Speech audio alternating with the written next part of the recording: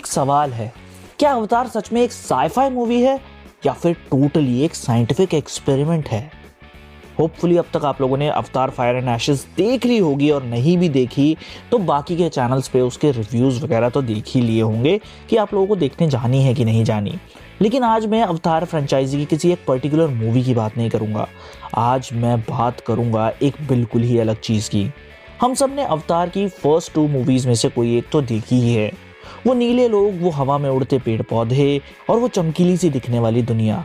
हम सब ने उन सारी चीजों को देखा और हमें लगता भी है कि ये सब जेम्स कैमरॉन की इमेजिनेशन का पार्ट है, ये बस वीएफएक्स का कमाल है। लेकिन अगर मैं आपसे कहूं कि पेंडोरा पर दिखने वाली एक एक चीज, एक एक पेड़ पौधा, हर एक जानवर, हर एक नावी और उसकी नीली स्किन, इनमें से कुछ भी रैंडम नहीं है। इन सब के पीछे सालों का साइंटिफिक रिसर्च, बायोलॉजी, एस्ट्रोफिजिक्स और एवोल्यूशनरी साइंस है। आज की इस वीडियो में पेंडोरा के जंगलों में डीप डाइव करेंगे और समझेंगे उनके पीछे की साइंस और अवतार को सिनेमा की हिस्ट्री का सबसे बढ़िया बिलीवेबल दुनिया बनाने का जो सपना था जेम्स कैमरॉन का, वो कहां से आया और उस पर उन्होंने कितना काम किया। तो हेलो सुपर इंडियंस, मेरा नाम है शिवा मौर्य और आप देख रहे हैं सुपर इंडिया। आइए डीकोड करते हैं द साइंस बिहाइंड अवतार। देखो, जेम्स कैमरॉन एक नॉर्मल डायरेक्टर नहीं है। टाइटैनिक के लिए उन्होंने डीप ओशियंस का एक्सप्लोरेशन किया था और अवतार के लिए उन्होंने पूरी एक नई दुनिया बना डाली थी।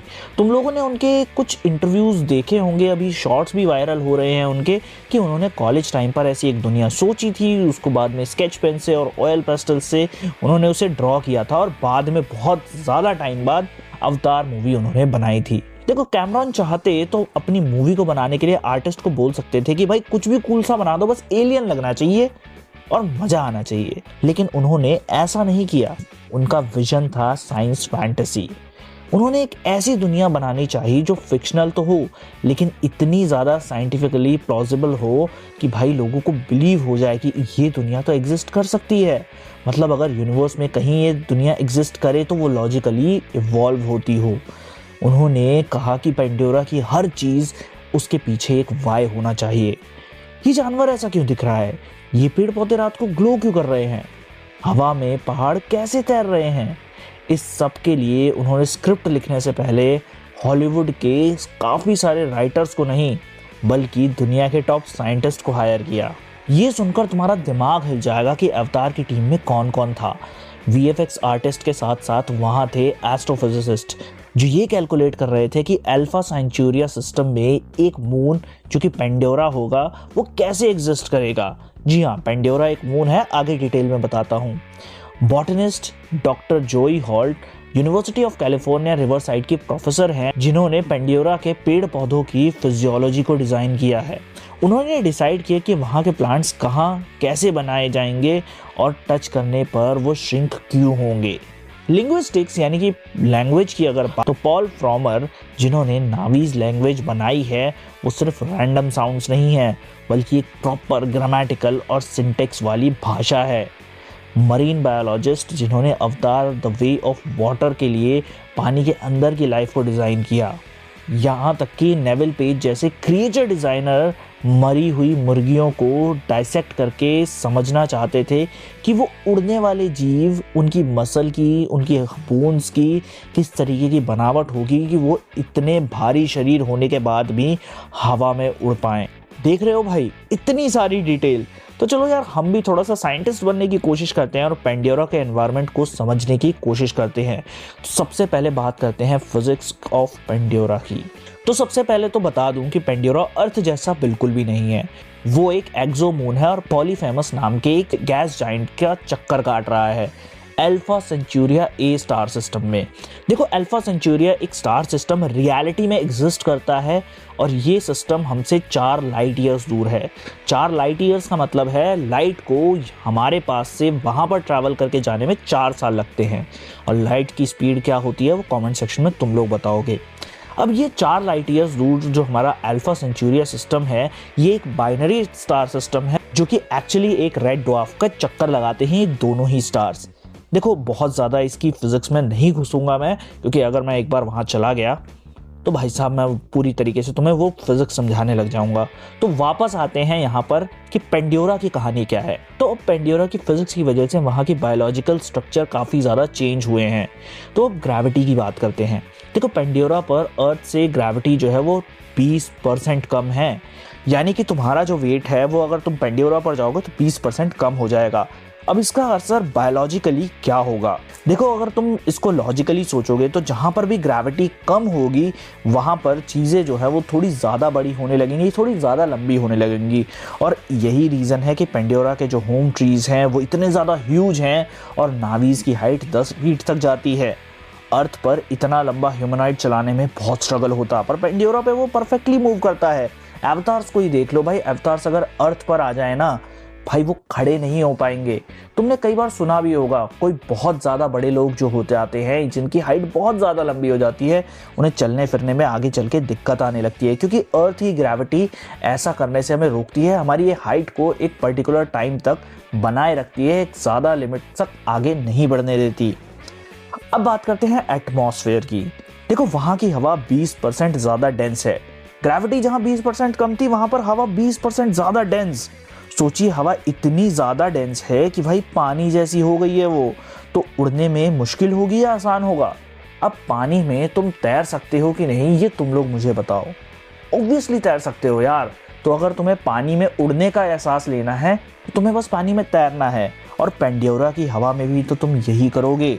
पेंडोरा की हवा इतनी ज़्यादा डेंस है कि तुम अगर उसमें अपने विंग्स फड़फड़ाओगे तो एयर रेजिस्टेंस ज़्यादा मिलेगा, और इसीलिए पेंडोरा में इकरान और टॉरुक जैसे भारी क्रीचर्स भी भाई बहुत ज़्यादा आसानी से लिफ्ट कर जाते हैं और उड़ने लगते हैं। लेकिन हवा में कार्बन डाइऑक्साइड और जेनॉन गैस बहुत ही ज़्यादा है और इंसान इस जहरीली चीज़ में सांस नहीं ले सकती, हमारा दम घुट जाएगा यार। पर प्लांट्स, उनके लिए तो CO2 खाना है भाई, उनकी तो पार्टी हो जाती है, और इसी वजह से वहाँ के जंगल इतने ज़्यादा घने और विशाल हैं। और हाँ, तुम लोग कमेंट सेक्शन में मुझे एक चीज़ बताना, अब यहाँ पर CO2 की वजह से इतने ज़्यादा घने जंगल हैं, थोड़ी सी रिसर्च करना और मुझे ये चीज़ बताना कि पेंडोरा के एनवायरनमेंट में फिर और कौन सी गैसेस है जो वहाँ के प्लांट्स एक्सहेल करते हैं। अर्थ पर तो प्लांट्स जो है वो कार्बन डाइऑक्साइड लेते हैं और ऑक्सीजन एक्सहेल करते हैं, वहाँ के प्लांट्स क्या करते हैं? तो चलो बढ़ते हैं नावीज की एनाटमी और उनके एवोल्यूशन पर। मूवी के एक्चुअल स्टार्स तो भाई यही है ना। क्या वो सिर्फ नीले रंग के इंसान हैं? नहीं भाई, उनकी एनाटमी ह्यूमन से काफ़ी ज़्यादा अलग है और एडवांस्ड भी है। देखो कैमरॉन के द्वारा बताया गया है और उनकी टीम के द्वारा ये एस्टैब्लिश भी किया गया है कि पेंडोरा के जो क्रीचर्स हैं उनकी हड्डियां कैल्शियम से नहीं बनी हैं। हमारी हड्डियां कैल्शियम से बनी हैं, लेकिन उनकी हड्डियां नेचुरली अकरिंग कार्बन फाइबर से रीइंफोर्स्ड हैं। मतलब उनकी बोन्स इतनी ज़्यादा स्ट्रॉन्ग है कि वो बुलेट प्रूफ वेस्ट से भी ज़्यादा स्ट्रॉन्ग हो जाती हैं, और उनकी हड्डियां इतनी ज़्यादा हल्की हैं कि वो ऊंचाई से कूदे तो भी उनको बहुत ही कम चोट लगती है। और भाई तुम सोच सकते हो कार्बन फाइबर से जिसकी हड्डियां बनी हुई है वो तुम्हें एक पंच मार देगा तो तुम्हारा क्या हाल होगा। अब बात करते हैं एक चीज़ की कि उनकी एक्चुअल में स्किन इतनी ज़्यादा ब्लू क्यों है। देखो इसका साइंटिफिक रीज़न दिया गया है एक पिगमेंट को जिसका नाम है सियानिन। पेंडोरा के स्टार सिस्टम में अल्ट्रावायलेट रेडिएशंस जो आती हैं वो बहुत ज़्यादा हैं। अब जैसे अर्थ पर मेलानिन हमें धूप से बचाता है, वैसे साइनिन पिगमेंट नावीज को हार्मफुल रेडिएशन से प्रोटेक्ट करता है। अब देखो तुम पेंडोरा जैसे एक प्लैनेट पर रहते हो जो कि एक्चुअल में प्लैनेट है भी नहीं, वो तो एक प्लैनेट का मून है, और वो प्लैनेट एक ऐसे स्टार का चक्कर लगा रहा है जो कि ऑलरेडी एक बाइनरी स्टार सिस्टम में है। तो सोचो तुम्हारा जो रेडिएशन लेवल है, ultraviolet radiation level, cosmic radiation level कितना ज़्यादा बढ़ जाएगा। तो इस वजह से उनको एक एक्स्ट्रा लेयर ऑफ प्रोटेक्शन तो चाहिए जो कि साइनिन उन्हें प्रोवाइड करता है। और जो पर्पल स्ट्रिप्स है ना उनकी बॉडी पर, वो एक्चुअल में कैमोफ्लाज के लिए दिए गए हैं ताकि वो जंगल में शैडोज में छिप सकें, जैसे अर्थ पर टाइगर्स या बाकी के एनिमल्स करते हैं। अब देखो हम लोगों ने एक चीज़ नोटिस करी है कि पेंडोरा के काफ़ी सारे जानवर हैं, जैसे कि थैनाटोर या वाइपर वुल्फ, उन सब के 6 पैर होते हैं, लेकिन नावीज के 4 ही हाथ पैर होते हैं, 2 हाथ 2 पैर। ऐसा क्यों होता है? कैमरॉन ने यहाँ पर एवोल्यूशनरी बायोलॉजी को यूज़ किया है। मूवी में उन्होंने एक क्रीचर दिखाया था प्रोलीम्यूरिस, वो एक लीमर जैसा दिखने वाला जीव है। अब ये जो जीव है जो बंदर जैसा या लीमर जैसा दिखाई दे रहा है, अगर तुम उसको ध्यान से देखो तो इसके ऊपर की जो 2 आर्म्स है ना, उसको आपस में जोड़कर उसको फ्यूज कर कर एक मिसिंग लिंक को यहाँ पर एस्टैब्लिश किया गया है। और ये हमें बताता है एवोल्यूशन के दौरान नावीज के जो एंसेस्टर्स थे, उन्होंने अपने जो 4 पैर है उन्हें जोड़कर 2 स्ट्रॉन्ग आर्म्स बना लिए हैं ताकि वो टूल्स यूज कर सके। लेवल ऑफ डिटेलिंग देख रहे हो तुम लोग भाई। इसके बारे में रिसर्च करते वक्त ना मेरे रोंगटे खड़े हो गए थे। अभी आगे भी सुनो, आगे की चीजें और भी ज्यादा क्रेजी हो गई हैं। तो पेंडोरा की जो सबसे खूबसूरत बात मुझे लगती है ना, वो वहाँ की रातें हैं, जब रात में सारी चीजें आपस में ग्लो करने लगती हैं। देखो इसके पीछे कोई मैजिक नहीं है, ये भी साइंस है, बायोल्यूमिनेसेंस कहते हैं हम इसे। लेकिन यहाँ पर सिर्फ बात सुंदरता की नहीं है। अर्थ पर डीप ओशंस में जानवर ग्लो करते हैं कम्युनिकेशन के लिए और कई बार शिकार को अट्रैक्ट करने के लिए।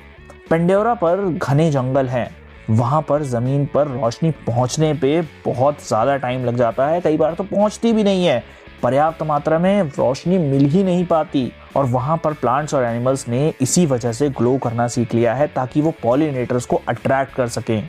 इवन अवतार वे ऑफ वाटर में पानी का ग्लो जो है वो एक रियल एल्गी की वजह से है, जिसको टच करते ही वो लाइट एमिट करता है। इसका नाम दिया गया है डिनोफेलिगेलेट्स। लेकिन एक सबसे बड़ा साइंटिफिक कॉन्सेप्ट है एवा। मूवीज में दिखाया गया है कि नावीज अपनी न्यूरल ब्रेड यानी कि वो जो चोटी उनके सर पे होती है उससे पेड़ों से और जानवरों से बहुत अच्छे तरीके से डायरेक्ट कनेक्ट कर सकते हैं और डेटा ट्रांसफर कर सकते हैं। क्या ये सच में मैजिक है? एक्चुअल में ऐसा नहीं है। अर्थ की बायोलॉजी से ये प्रॉपरली इंस्पायर्ड है। अर्थ पर भी जंगलों के नीचे फंगाई का एक पूरा का पूरा नेटवर्क होता है जिसे साइंटिस्ट वुड वाइड वेब कहते हैं। अब ये वुड वाइड वेब जो होता है, इसी के थ्रू पेड़ पौधे एक दूसरे के साथ केमिकल सिग्नल्स ट्रांसफर करते हैं और न्यूट्रिएंट्स शेयर करते हैं। देखो एक बहुत ही अमेजिंग सी चीज़ बताता हूँ तुम्हें। कई बार ऐसा होता है कि हमारे यहाँ पर जो पेड़ पौधे हैं ना, वो इतने ज़्यादा इवॉल्व हो जाते हैं कि लगता है जैसे उनके अंदर अपना ही दिमाग है। एक ऐसा जंगल एग्जिस्ट करता है जहाँ के जो पेड़ पौधे हैं ना, उनको बचने के लिए अपने लिए अंदर एक डिफेंस सिस्टम लाना पड़ा। कई बार जिराफ्स आते थे, उन पेड़ पौधों को खाते थे और उनके पेड़ पौधों के जो पत्ते थे वो ख़त्म हो जाते थे। इसके लिए पेड़ पौधों ने क्या करना शुरू किया कि जैसे ही पहला या दूसरा पेड़ जो है वो जिराफ खाना शुरू करता था, वो पेड़ एक केमिकल सिग्नल बाकी पेड़ों पर भेजता था, जिसकी वजह से बाकी पेड़ों के अंदर एक केमिकल रिएक्शन होती थी और उनके जो पत्ते होते थे और उनके जो बीज वगैरह होते थे वो जिराफ के लिए एडिबल नहीं बचते थे। वो पूरी तरीके से कड़वे और बहुत ही बेस्वाद हो जाते थे, जिसकी वजह से जिराफ उन्हें खाना छोड़ देते थे। और ये काफ़ी ज़्यादा क्रेजी था। और इसी चीज़ को सोचो, पूरे एक बहुत ही ज़्यादा बड़े प्लानिटरी लेवल पे अगर किया जाए तो उसे क्या नाम दिया जाएगा? ऑब्वियसली भाई इन सब चीज़ों का ये अपग्रेडेड वर्जन हो जाएगा। और अवतार में जेम्स कैमरॉन ने इसी कॉन्सेप्ट को बहुत ज़्यादा अपग्रेड कर दिया है। पेंडोरा के पेड़ों की जड़ों में उन्होंने इलेक्ट्रोकेमिकल सिग्नल्स ट्रांसफ़र करने की बात कही है। और यहाँ पर इलेक्ट्रोकेमिकल सिग्नल्स वैसे ही ट्रांसफ़र होते हैं जैसे कि हमारे ब्रेन का न्यूरल नेटवर्क करता है। हमारे ब्रेन में भी काफ़ी सारे इलेक्ट्रोकेमिकल सिग्नल्स ट्रांसफ़र होते हैं जिसकी वजह से हम तरह तरह के काम कर पाते हैं। तो टेक्निकली पेंडोरा एक प्लैनेट नहीं बल्कि एक जो ट्रिलियंस ऑफ न्यूरल कनेक्शन से बना हुआ है। और नावीज अपनी ब्रीड्स के थ्रू इसी बायोलॉजिकल इंटरनेट से कनेक्ट कर जाते हैं। और ये मैजिक नहीं है, ये एक्चुअल में न्यूरोबायोलॉजी प्लैनेटरी स्केल तक चली गई है। यही वजह है कि दुनिया भर के साइंटिस्ट, चाहे बायोलॉजिस्ट हों या एस्ट्रोफिजिसिस्ट हों, अवतार की तारीफ करते नहीं थकते। जहां मार्वल और स्टार वॉर्स जैसी मूवीज में फिजिक्स के रूल्स को तोड़ दिया जाता है, उन्हें अपनी तरह से यूज किया जाता है, वहीं अवतार ने कोशिश करी है कि रूल्स को बेंड किया जाए, तोड़ा ना जाए। हार्वर्ड की एस्ट्रोफिजिसिस्ट डॉक्टर लीजा केंटरनिकर ने कंफर्म किया है कि अल्फा सेंचुरिया सिस्टम में पेंडोरा जैसा मून होना थियोरेटिकली पॉसिबल है और फ्यूचर में ऐसे मून्स ढूंढे भी जा सकते हैं। अवतार ने हमें सिखाया कि भाई फिक्शनल दुनिया तभी रियल लगती है जब वो रियल साइंटिफिक फाउंडेशन पे खड़ी हो। ये सिर्फ एंटरटेनमेंट नहीं है, ये एक स्पेकुलेटिव बायोलॉजी का मास्टरपीस है। देखो हम सब ने काफी सारी वीडियोस देखी हैं इंटरस्टेलर के साइंस को डीकोड होते हुए, पर मेरा बहुत मन था अवतार के ऊपर इस तरीके की वीडियो बनाने का जहां पर एक्चुअल में अवतार की जो बायोलॉजी है, उसके पीछे का जो साइंटिफिक रीजन है, उसके पीछे जो एस्ट्रोफिजिक्स है, उसके पीछे की फिजिक्स है, उन सब को एक्सप्लेन किया जाए। अगर ये वीडियो आप लोगों ने अब तक यहाँ पर तक देख ली है तो तो मेरे भाई कॉन्ग्रेचुलेशंस, आप लोग साइंस में भी काफ़ी ज़्यादा इंटरेस्टेड हो मूवीज़ के साथ साथ। और अगर आप लोग सच में साइंस में इंटरेस्टेड हो ना तो मुझे नीचे कमेंट में ज़रूर बताना, क्योंकि मैं ऐसी साइंटिफिक वीडियोस और लाना चाहता हूँ इस चैनल पर, और इस चैनल के माध्यम से और लोगों तक साइंस और पॉप कल्चर को पहुँचाना चाहता हूँ। तो दोस्तों, जब तुम अगली बार अवतार देखोगे ना तो याद रखना, वो नीली स्किन, वो 6 पैर वाले जानवर, वो चमकते हुए पेड़ और वो सारी चीज़ें जो तुम स्क्रीन पर देख रहे हो, जेम्स कैमरॉन ने उसके पीछे बहुत सारी साइंस छुपाई हुई है और वो पूरा इकोसिस्टम उन्होंने इस तरीके से डिज़ाइन किया है। लेकिन ये सिर्फ बायोलॉजी और फिजिक्स नहीं थी, यहाँ पर काफ़ी सारी चीज़ें अलग अलग तरीके से इंजीनियर करी गई थी। लिंग्विस्टिक्स से लेकर इवन वहाँ के जो सोशल सिस्टम्स हैं वो अलग अलग डिज़ाइन किए गए हैं। कौन लोग कहाँ रहते हैं और उनका सोशल सिस्टम कैसा होगा, उस तरीके से कैरेक्टर्स को डिज़ाइन किया गया है और वो अपने आप को उसी तरीके से एक्सप्रेस करते हैं। अगर वीडियो पसंद आई तो यार लाइक कर देना, और अगर तुम लोग चाहते हो कि अवतार मूवीज़ के पीछे की जो बड़ी बड़ी टेक्नोलॉजी है और टेक्नोलॉजिकल जो एडवांसमेंट हुआ है, जो मूवी बनाने में जेम्स कैमरॉन ने पूरे नए कैमराज इवॉल्व कर दिए हैं, उसके बारे में भी मैं एक वीडियो बनाऊं तो नीचे कमेंट में लिख देना अवतार पार्ट 2। नेक्स्ट वीडियो उसी पर बनाएंगे। मिलता हूं नेक्स्ट वीडियो में, तब तक के लिए thank you very much from Shiva Maurya and super India. Stay curious, ask questions, और साइंस के द्वारा हम सबका जवाब देने की कोशिश करेंगे। मिलता हूं नेक्स्ट वीडियो में, तब तक के लिए थैंक यू वेरी मच।